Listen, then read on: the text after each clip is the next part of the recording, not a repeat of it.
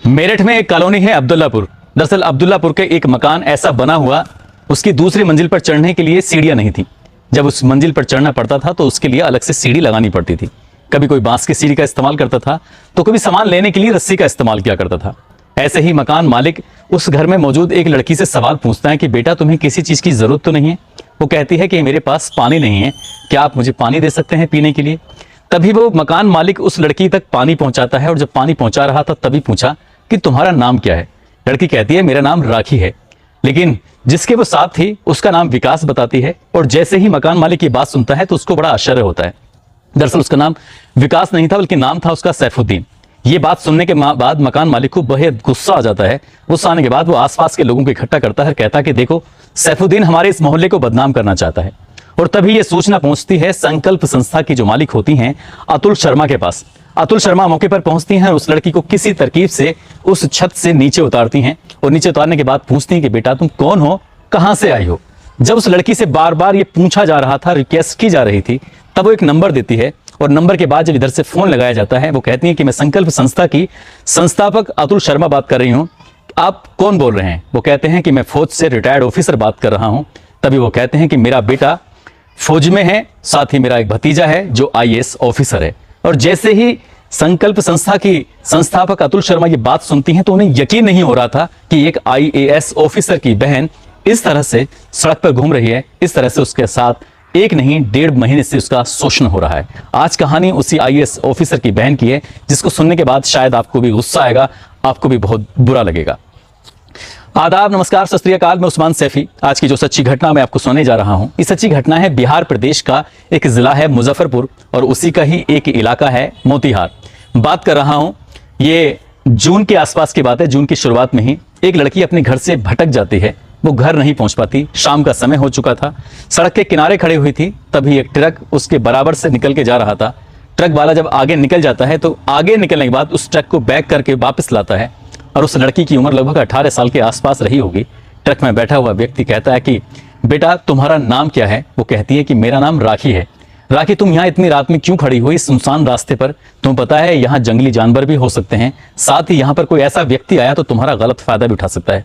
लड़की रो रही थी, इसके अलावा उसके पास कोई शब्द नहीं था कहने का। उन्होंने कहा ठीक है तुम परेशान मत हो, मेरे पास आ जाओ, गाड़ी में बैठो, मैं तुम्हें शहर छोड़ दूंगा, जहां की तुम हो वहां चली जाना, लेकिन यहाँ जंगल में इस तरह से मत खड़े हो। उस ट्रक ड्राइवर ने उसको अपने गाड़ी में बिठाया और अपना नाम विकास बताया।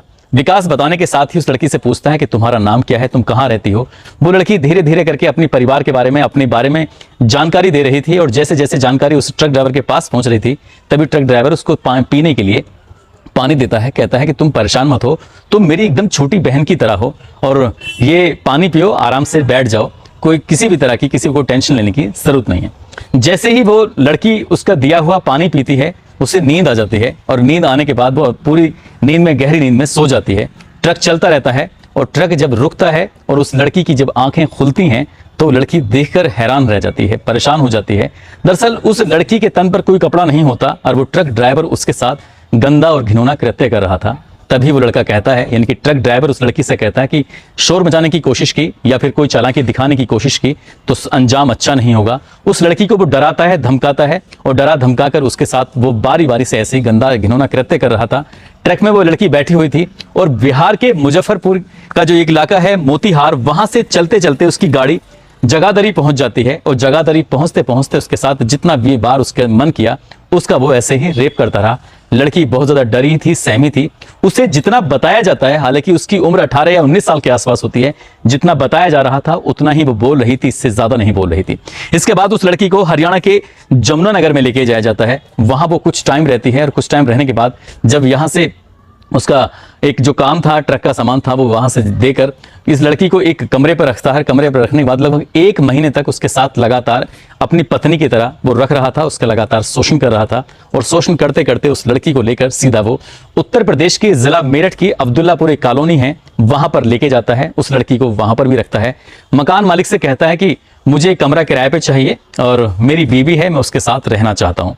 जैसे वो इस तरह की बात कर रहे थे, मकान मालिक ने ज्यादा तवज्जो देने की कोशिश नहीं की और वो चुपचाप उसको कमरा दे देते हैं। लेकिन उन्होंने एक शर्त रखी थी, हमारा कमरा खाली जरूर है लेकिन उस पर चढ़ने के लिए सीढ़ियां लगानी पड़ती हैं, इसलिए अगर देख लो सीढ़ी लगाकर तुम चढ़ सकते हो तो कोई दिक्कत नहीं, कोई ऐतराज नहीं है। अगर नहीं चढ़ सकते तो कोई और कमरा देख सकते हो। मकान मालिक ने उसे कमरा दिया, वो सीढ़ी लगाकर कमरे पर उस पर चढ़ जाता था और उस लड़की के साथ लगातार ऐसे ही वक्त बिता रहा था।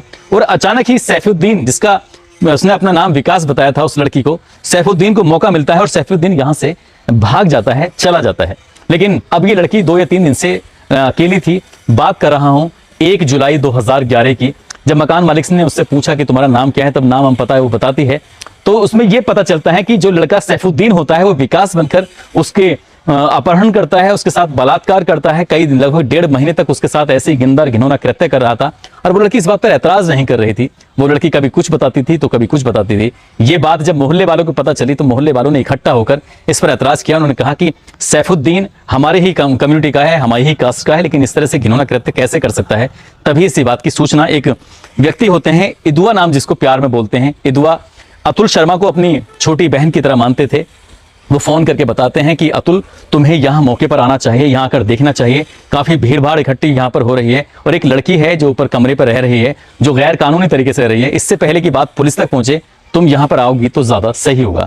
अब अतुल शर्मा मौके पर पहुंचती हैं। उस लड़की को काफी समझाने की कोशिश कर रही थी, लेकिन जैसा उस ट्रक ड्राइवर ने उस लड़की को बताया था, लड़की बिल्कुल वैसी ही बातें कर रही थी, सब कुछ वैसे ही कर रही थी। लेकिन काफी देर तक उसे अपनापन का एहसास कराया, उसको बताया कि तुम उसकी बेटी की तरह हो। जब उसे अपने ऑफिस पे लेके आते हैं, अपने बच्चों से मुलाकात कराती हैं अतुल शर्मा, तब जाकर वो लड़की थोड़ा खुलती है, बातचीत करती है। और जब बातचीत करती है तो वो चौंकाने वाली बात करती है। दरअसल इस लड़की का एक भाई होता है जो जुड़वा भाई होता है, और लड़की का जो जुड़वा भाई होता है उसको तो मां रखती है और इस लड़की को दादी के पास छोड़ दिया जाता है। यह हाल तब था जब उसके परिवार में उसका भाई आईएएस ऑफिसर होता है, एक भाई फौज में बड़ा ऑफिसर होता है। परिवार में कई लोग ऐसे थे तो जो अच्छी पोस्टों से रिटायर्ड भी हो चुके थे, कई लोग ऐसे थे जो अच्छी नौकरियों की तैयारी कर रहे थे। लेकिन इस लड़की के साथ जो व्यवहार किया जा रहा था, एकदम सोतेले जैसा व्यवहार किया जा रहा था। माँ जब अपनी बेटी को अपने पास नहीं रख रही थी, दादी उसकी सब इच्छाओं की पूर्ति नहीं कर रही थी, तो लड़की को लगता है कि मैं कितनी अभागी हूँ, इतने बड़े अच्छे घर में जन्म लेने के बाद भी उसकी कोई देखभाल नहीं करता है। तो एक दिन वो नाराज होकर उस घर से निकल जाती है। उसका मकसद था कि घर वाले उसे ढूंढते आएंगे, उसकी कमी महसूस होगी, और जो कमी महसूस होगी तो शायद उसको इस बात का फिर उससे प्यार भी करेंगे, उसके साथ वो अच्छा बर्ताव भी करेंगे। लेकिन ऐसा कुछ होता नहीं है। परिवार वालों ने उसे गुपचुप तरीके से तलाश करने की कोशिश जरूर की थी, लेकिन उतनी ताकत के साथ नहीं जितनी ताकत के साथ अपनी उस बेटी को ढूंढना चाहिए था। और सैफुद्दीन ने इसी बात का फायदा उठाते हुए अपना झूठा नाम विकास बताकर उसे ट्रक में रखा।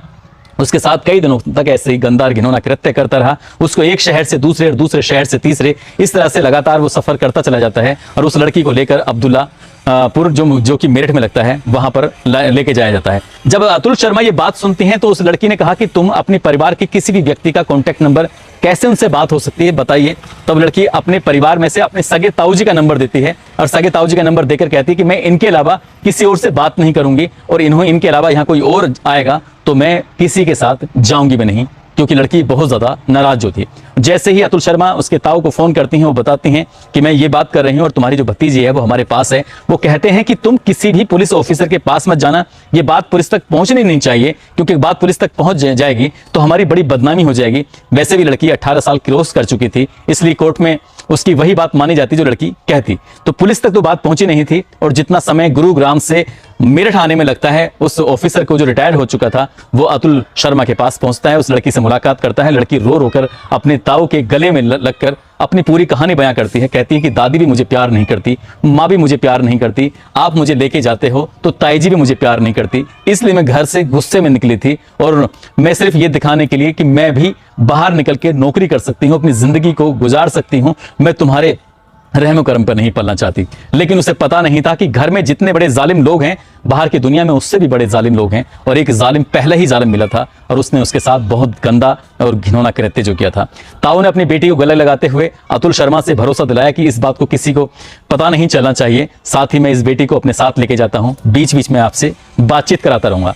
ताऊ अपनी उस भतीजी को लेकर अपने घर चले जाते हैं। आगे उस लड़की के साथ क्या होता है क्या नहीं होता है ये तो खैर ज्यादा जानकारी नहीं है, लेकिन अतुल शर्मा ये दावा करती हैं कि लड़की अपने ताऊ के घर पर ठीक रह रही थी। लड़की ने कहा था कि वो आगे पढ़ना चाहती है, उसकी पढ़ाई का पूरा ख्याल रखा जा रहा था। लेकिन इस कहानी का सबसे दर्दनाक, सबसे अफसोसजनक मामला यह है कि उस सैफुद्दीन के खिलाफ कोई कार्रवाई नहीं हुई और वो ऐसे ही एक नॉर्मल जिंदगी जीता रहा। उसने 1.5 महीने तक एक लड़की के साथ गंदा और घिनौना कृत्य किया था, उसको इस मामले में कोई सजा नहीं मिल सकी। हालांकि ये बताया जाता है, ऐसा दावा किया जाता है कि वो जो सैफुद्दीन था वो कहीं और का नहीं बल्कि उसी अब्दुल्लापुर कॉलोनी का रहने वाला था, शादीशुदा था, उसके 2 बच्चे भी थे और साथ ही वो दिल्ली से बिहार के एक ट्रिप लगाया करता था, अपने ट्रक को लेके जाता था, ट्रक को वहां से लेकर आता था और उसे एक मौका मिला और उसने इस मौके का फायदा उठाने में कोई कसर नहीं छोड़ी। दोस्तों, इस पूरे घटनाक्रम को सुनाने का उद्देश्य किसी को परेशान करना नहीं है, किसी का दिल दुखाना नहीं है, बल्कि आपको जागरूक करना है, आपको सचेत करना है, आपको बताना है, आपको जताना है कि घर से बाहर निकलने के बाद जिंदगी में परेशानियां ही परेशानियां होती हैं।